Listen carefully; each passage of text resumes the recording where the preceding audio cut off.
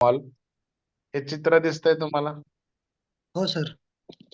आता log in कसं करायचं? क्रोम वर जायचं, v1mart.in, www.v1mart आणि .in हे लॉग इन केल्यानंतर तुम्हाला पहिल्यांदा अशा पद्धतीने पोर्टल ओपन होतंय. ओपन झाल्यानंतर वरती स्क्रीन घेतली की आपल्याला काय दिसतंय? एक ओपन लाख. चॉईस 1,00,000 प्रोडक्ट घेतली थोडी तर आपल्या बरोबर. त्याच्यावरती घेतली तर कंपनीला 1 वर्ष पूर्ण झालंय. वर्षामध्ये वर्धापन दिनाला कंपनीची अॅनिव्हर्सरी होती, त्याचे फोटो आहेत. हो सर. हे तुम्हाला दाखवता आलं पाहिजे पहिल्यांदा व्यक्तींना. हो. त्यानंतर ना आपण त्याचं लॉग इन करणार आहे, तर लॉग इन वर टच केलं तर आपला स्वतःचा आयडी पासवर्ड टाकायचा आहे. जो आपला आयडी पासवर्ड असेल तो टाकला की अशा पद्धतीने तुमचं स्क्रीन ओपन होते. दिसते का तुम्हाला? हो. पहिला आहे डॅशबोर्ड. त्याच्या खाली निळ्या अक्षरात लिहिलंय बघा, रेफरल लिंक लिहिलंय का? हो. आता रेफरल लिंक मध्ये 2 लिंक आहेत, लेफ्ट आणि राईट. जसं की आपल्या शरीराला 2 हात आहेत, उजवा आणि डावा. या पद्धतीने लेफ्ट लिंक वर टच केलं तर तुम्हाला असं ऑप्शन येते, आयडी नंबर येतो, लेफ्ट बाजू येते आणि जिथं नेम लिहिलेलं आहे, नाव, त्या ठिकाणी त्या व्यक्तीचं, नवीन व्यक्तीचं नाव टाकायचं, मोबाईल नंबर टाकायचा, 2 वेळा पासवर्ड टाकायचा आणि बारीक अक्षरामध्ये टर्म कंडिशन टच करायचं आणि सेव्ह करायचं. त्याच्यानंतर तो आयडी जनरेट होतो. आयडी निघला जातो, त्याचा आयडी नंबर स्क्रीनशॉट काढायचा आणि आपल्याला ग्रीन करण्यासाठी जी प्रोसेस आहे ती, जर आपण कंपनीकडे पेमेंट पाठवणार असाल तर इथं पहिल्यांदा तुम्हाला आयडी ऍक्टिव्ह दिसतोय ना. हो. दुसऱ्यांदा केवायसी दिसते, त्यानंतर रिवॉर्ड दिसतंय, हो. मेन अकाउंट दिसतंय, बरोबर. बरोबर. शॉपिंग वॉलेट दिसतंय. शॉपिंग वॉलेटचे तिथं 2 ऑप्शन आहेत, फंड ट्रान्सफर आणि पण ऍड फंड. हो.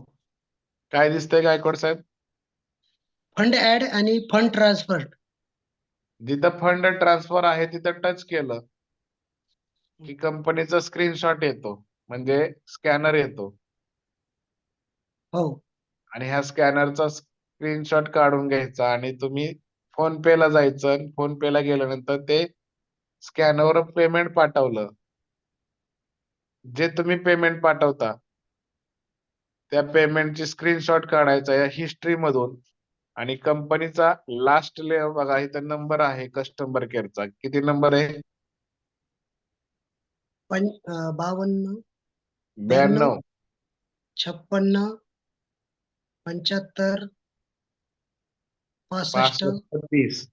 हा 30. कस्टमर केअरचा नंबर आहे. तुम्ही 24 तास कधीही आपल्या कस्टमर केअरला पाठवल्यानंतर तुम्हाला तिथं ज्या कस्टमर केअरला तुम्ही स्क्रीनशॉट टाकलेला आहे पेमेंटचा, त्याच्या खाली तुम्ही ज्याचा आयडी ग्रीन करायचा त्याचा नंबर टाकायचा.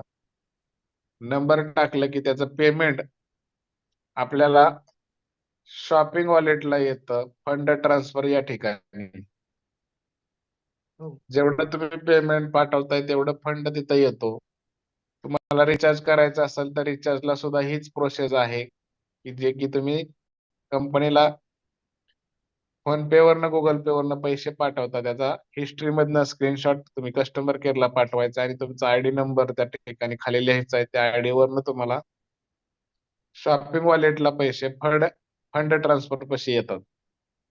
आल्यानंतर तुम्हाला काय करायचंय की ह्या ठिकाणी डॅशबोर्ड वर जायचंय. जे डाव्या हाताला 3 रेषा आहेत त्याच्यावर टच केलं की तुम्हाला हे सगळं डॅशबोर्ड येतोय. माय प्रोफाईल येतंय. माय प्रोफाईल मध्ये गेल्यानंतर तुमची केवायसी ऑप्शन आहे. केवायसी करण्यासाठी माय केवायसी वर टच करायचंय. तुमची केवायसी होते.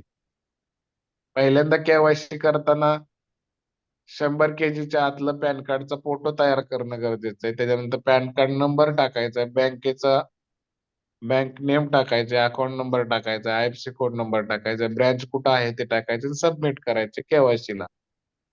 एवढी सिंपल प्रोसेस आहे केवायसी साठी. केवायसी नसेल तर तुमचे पैसे तुम्हाला अकाउंटवर घेता येत नाहीत आणि पैसे सुद्धा तुम्हाला काढता येत नाहीत.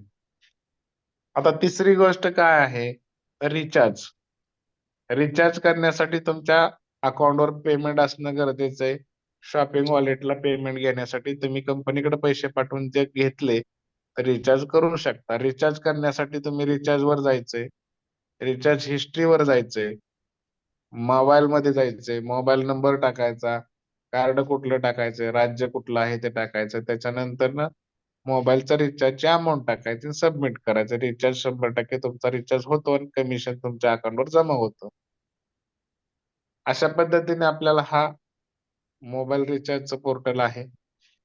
आता आपल्याला आयडी ग्रीन करायचं आहे. आयडी ग्रीन करण्याची प्रोसेस काय आहे? इथं गायकवाड साहेब रिचार्जच्या वरचं ऑप्शन काय आहे?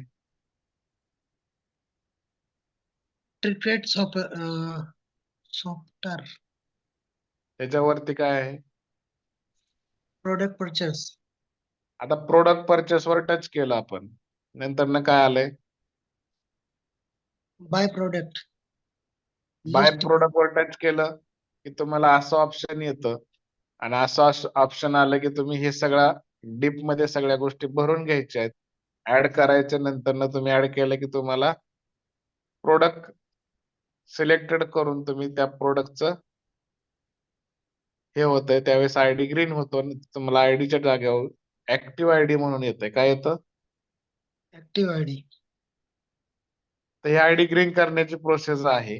शिवाय जर तुम्हाला अकाउंटवर पेमेंट घ्यायचं असेल तर अकाउंटवर घेण्यासाठी अशा ऑप्शन आहे बघा.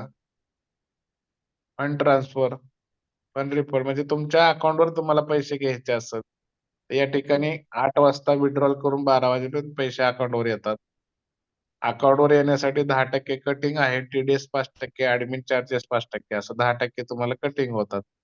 मेन अकाउंटवर आपली बायनरी रिवॉर्ड आणि आपल्याला जे मिळणारे जे इन्कम आहेत, रॉयल्टी, अवॉर्ड रिवॉर्ड आणि बायनरी, हे आपल्या मेन अकाउंटवर जमा होते मित्रांनो.